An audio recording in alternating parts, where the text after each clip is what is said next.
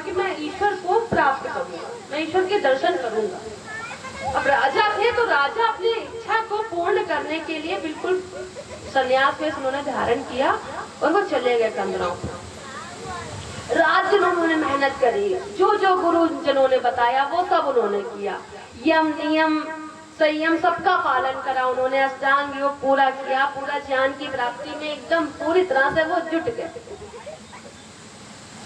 मैं बहुत कम समय लूंगी अब, क्योंकि मुझे पता है कि थोड़ा समय विलंब हो गया है। रात्रि का सायंकालीन सत्र में आप सभी बैठेंगे, तो बस थोड़ी बात ही होगी। तो बात हुई कि राजा ने जब ज्ञान प्राप्त कर लिया और ज्ञान प्राप्त करके जब वो लौटे अपने राज्य में, तो मंत्री बोले आपके चेहरे का ओज ही बता रहा है कि आपको ज्ञान प्राप्त हो चुका है, आपने ईश्वर को जान लिया है। ये तो बड़े गर्व की बात है, हम तो इसको उत्सव के रूप में मनाएंगे, हम इसका उत्सव करेंगे। तो बोले नहीं, उत्सव नहीं करना, हम आनंद में हैं और कुछ बताओ। तो कहते हैं अच्छा हम गांव के और नगर के लोगों को बुला लेते हैं, लोगों को बड़ी इच्छा होगी, बड़ी उत्कंठा होगी कि हम भगवान को जाने, हम ईश्वर को जाने, हम प्रभु को जाने। अरे जो हमारे अंदर रहता है हम उसको जान ले, जो हमारा परम पिता है, जो हमें दिन भर रात भर 24 घंटे हमें सांसें दे रहा है, जो पानी दे रहा है, जो हवा दे रहा है, जो हमारे साथ हर क्षण है। अगर कोई उसका दर्शन पाके आया है तो सब चाहेंगे कि हम उससे मिलें। तो बोले अच्छा तुम नहीं मानते हो तो जाओ गांव में ढिंढोरा पिटवा दो, नगर वासियों को आमंत्रित करो कि वे आए और हम उनको ईश्वर के दर्शन कराएं। तो बोले कि बुला ले, हाँ बुला। तो कहते ठीक है। राजा जी ने दिन निर्धारित कर दिया, समय निर्धारित कर दिया, अवधि निर्धारित कर दिया। बोले इतने समय आना है कल का दिन हो। मंत्री जी बड़े खुश थे, बड़े प्रसन्न कि सब लोग आएंगे तो हमको भी लाभ मिलेगा। लेकिन जैसे ही रात होती है तो राजा जी भी बड़े ज्ञानी व्यक्ति हैं, तो वो क्या करते हैं कि उनके पास धन की तो कमी थी नहीं, तो जितना उनके घर में होता है हीरा मणि माणिक के धन संपत्ति सब वो ऐसे ही सड़कों पर जहाँ से आना था लोगों को वही मार्ग में गिरा देते हैं। धन सोना चांदी हीरे जवाहरात सब पड़े मार्ग में।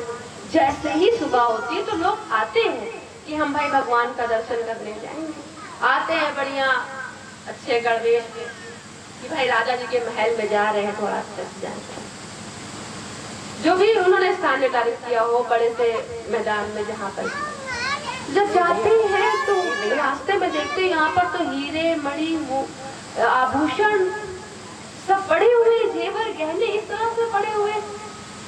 अब बच्चे से लेकर के बूढ़े तक जिनको इस दुनिया से शायद अब जाने में कुछ ही समय शेष है, वो भी बोरे में भर भर करके अरे इतना धन कहाँ मिलेगा, वो तो फिर कर लेंगे, लेकिन ये धन कहाँ मिलेगा, हमारी तो पीढ़ियां खाएंगी। अगर ये ना ले गए तो ये क्या कहेंगे, अरे सब यही भी नहीं ले रहे हैं, हम कैसे करें। जिसके पास जो था झोला बोरा जैसे इंतजाम कर पाया, जैसे प्रबंध कर पाया, उसको भरना फटाफट शुरू कर दिया कि पहले ये भर, ये जो धन है ये भर ले। दर्शन के लिए तो राजा जी फिर बुला सकते हैं और क्या। तो जब धन भरने लगे दिन बीतने लगा। राजा जी ने कहा था सूर्यास्त के पहले ही जाना। अब मंत्री जी ने देखा तो उन्होंने देखा एक ही व्यक्ति ऐसा नहीं है जो ये कह दे कि हमको पहले दर्शन करना है फिर धन देख लेंगे, कोई भी ऐसा नहीं।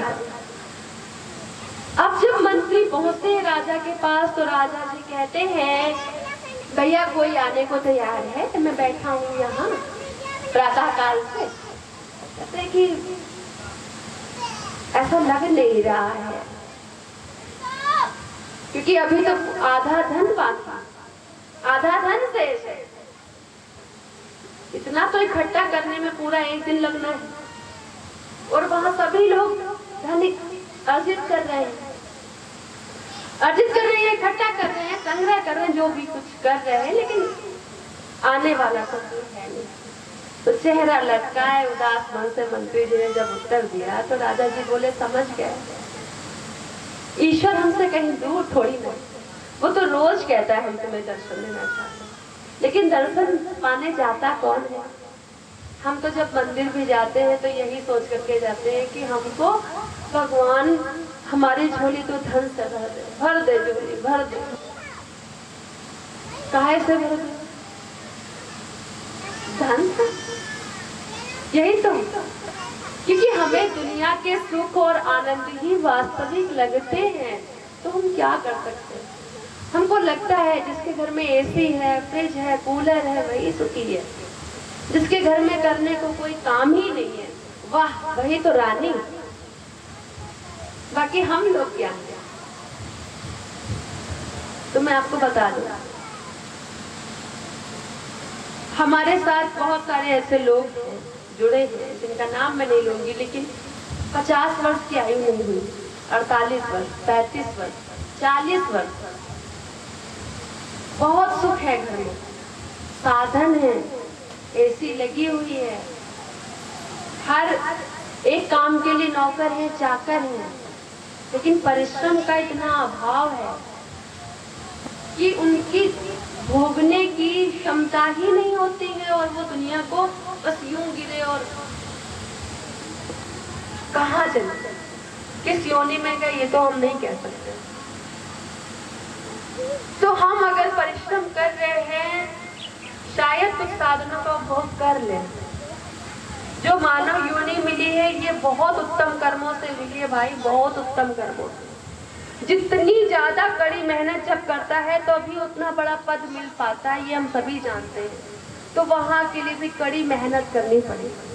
अगर हम अपने आप को नहीं जान रहे हैं और केवल सुख साधना में, भौतिकता में, इस चकाचौंध में उलझ गए हैं, तो विश्वास माने कि आपको सोना मिला है, हमको सोना मिला है और हम पीतल को मान करके उसको बहुत कुछ समझ ले रहे हैं। तो ये दुनिया पीतल की ही है, ये दुनियादारी, ये साधन, ये हमारा साध्य नहीं है। हमें तो उस करुणा निधि को देखना है, उसको पाना है, यही हमारे जीवन का उद्देश्य है।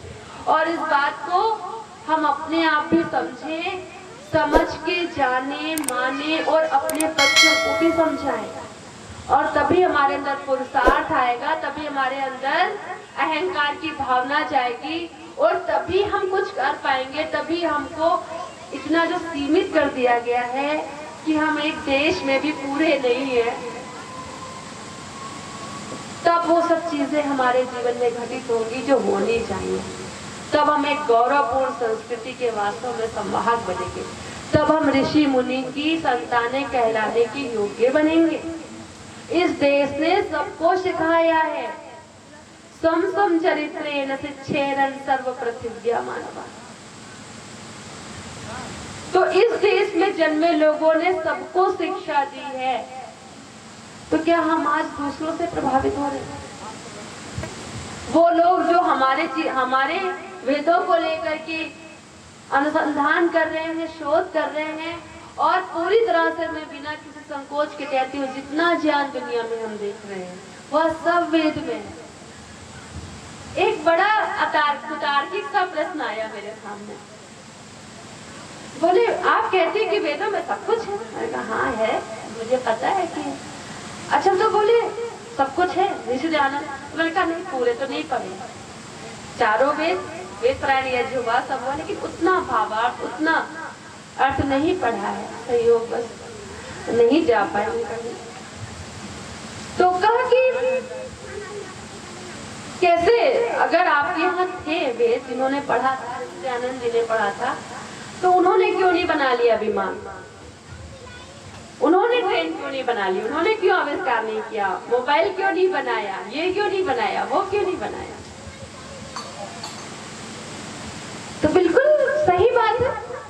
देखिए गुरु द्रोणाचार्य या चाणक्य को ले लीजिए, चाणक्य ने खुद अगर चाहते तो राजा बन सकते थे ना, उनके पास तो लड़ने का हुनर था, उनके पास कौशल था राजा बनने का, नीतियां बहुत सारी उन्होंने लिखी है ना, अर्थशास्त्र लिख डाला पूरा, सब कुछ जानते थे, लेकिन स्वयं राजा बने, चंद्रगुप्त को बनाया।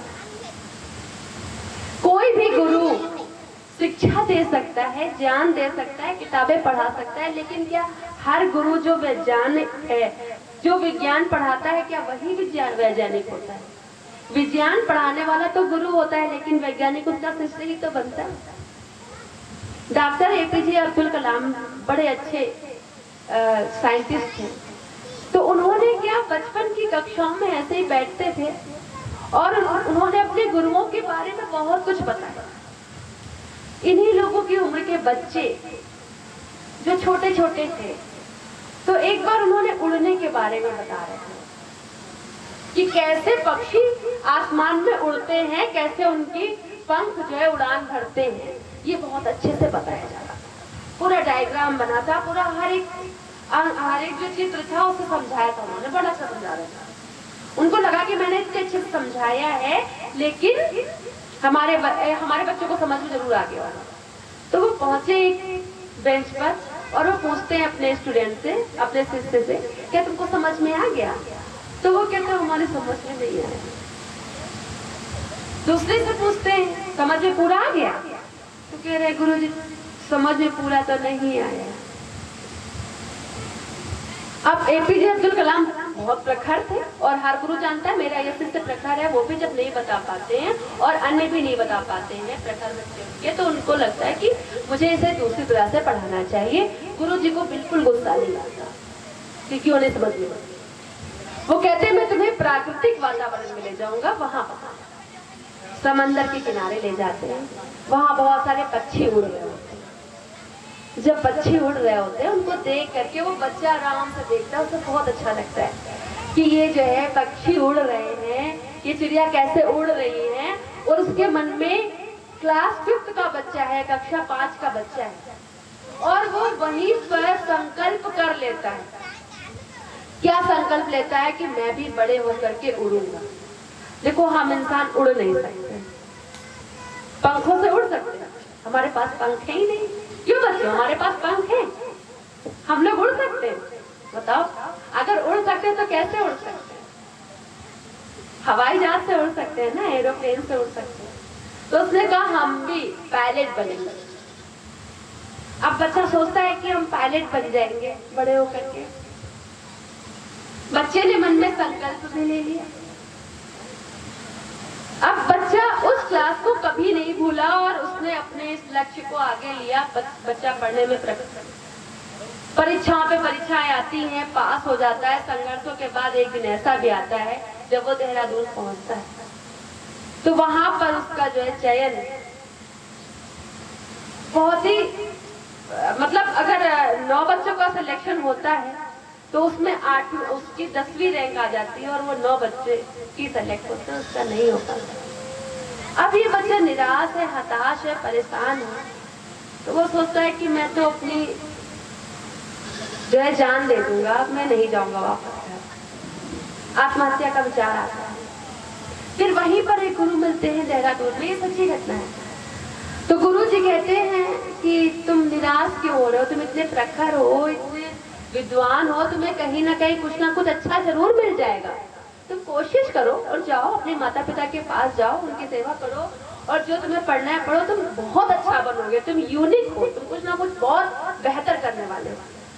अच्छा हो कि तुम्हें ये नहीं मिला, तुम जाओ।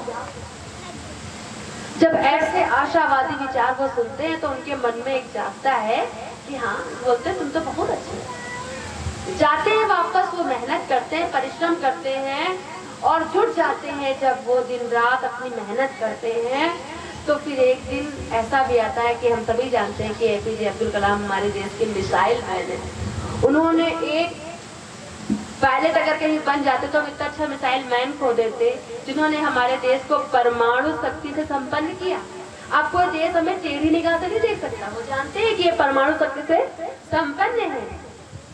तेजस, पृथ्वी, अग्नि, त्रिशूल जैसे प्रक्षेपास्त्रों का निर्माण कर दिया और कहा तो केवल पायलट बन के रह जाने वाले।